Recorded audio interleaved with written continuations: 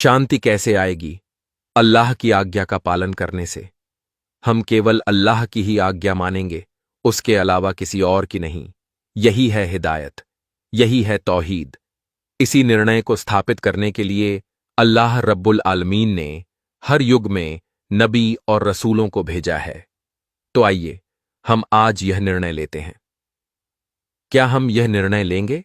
हमने समझ लिया, मानवता के अन्याय, कमजोरों पर शक्तिशाली का अत्याचार, जालिमों की जुल्म, इन सब का मुख्य कारण यही है कि इंसान ने अल्लाह की आज्ञा को छोड़ दिया है और शैतान की आज्ञा मान रहा है।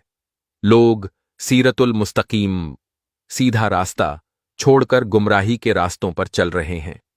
यही कारण है कि आज मानव समाज में अशांति फैली हुई है। अब हमने यह सच्चाई जान ली है, हमें यह संदेश मिल गया है हिजबुत तौहीद नामक एक महान और पवित्र आंदोलन के माध्यम से।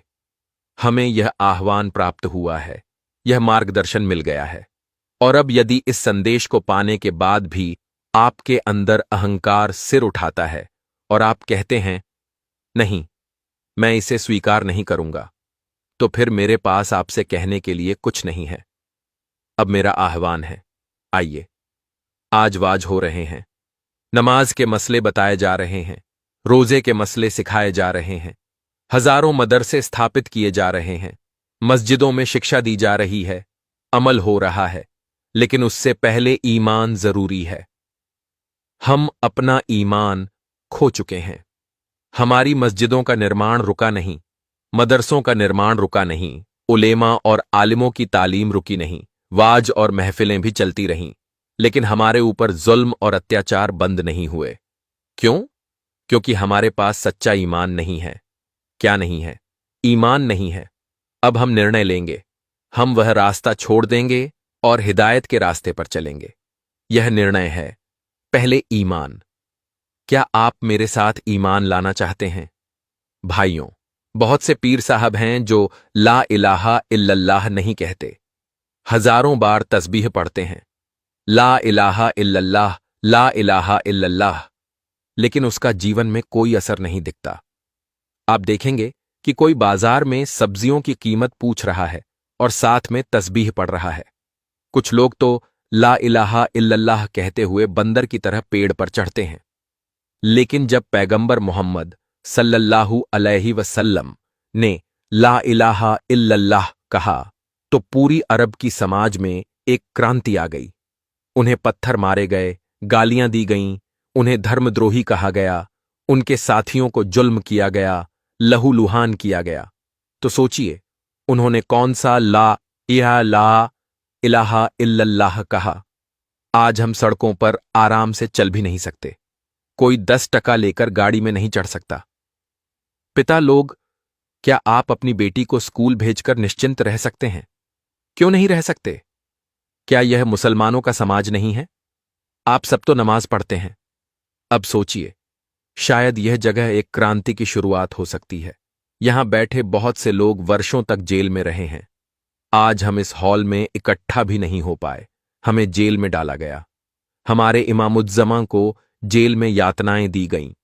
जमींदार परिवार के घर पर हमला हुआ, आग लगाई गई। मेरे घर पर 4 बार हमला हुआ, मेरे भाइयों की हत्या कर दी गई।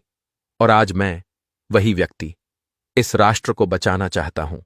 यदि आप ला इलाहा इल्लल्लाह का पैगाम लेकर मैदान में उतरते हैं तो हजारों आलिम उलेमा आपके खिलाफ प्रचार करेंगे। फिर आम जनता किस ओर जाएगी? अच्छी तरह सोच लीजिए। अगर आप किसी गांव में जाकर कहते हैं मैं हिजबुत तौहीद से जुड़ गया हूं, तो आपको तुरंत मस्जिद में ले जाकर तौबा करवाई जाएगी। कहा जाएगा, तू तो किसी ईसाई के पास चला गया, जिसको ईमान नहीं उसके पास चला गया। जो लोग ढाका शहर में रहते हैं वे नहीं समझ सकते कि हिजरत क्या होती है। गांव में जाइए, तब समझ आएगा कि असली हिजरत क्या होती है। उनके जुल्म की जड़ें हर कोने में फैली हुई हैं।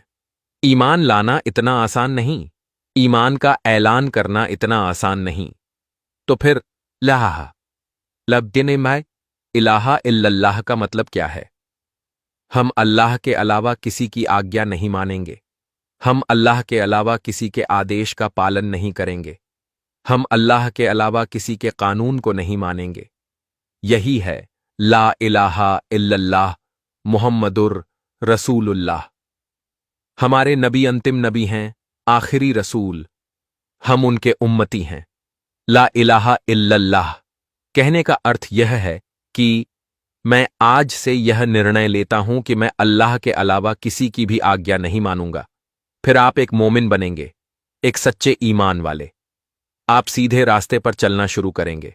अब आप गुमराही के रास्ते पर नहीं रहेंगे। अब आपका संरक्षक केवल अल्लाह होगा। अब आपका यह ईमान आपकी जिंदगी को एक उद्देश्य देगा, और वह उद्देश्य यह होगा धरती पर अल्लाह के दीन को स्थापित करके शांति लाना। यह अब तक आपके जीवन का उद्देश्य नहीं था, लेकिन अब यह बन जाएगा। ला इलाहा इल्लल्लाह का मतलब है हम अल्लाह के अलावा किसी का कानून नहीं मानते।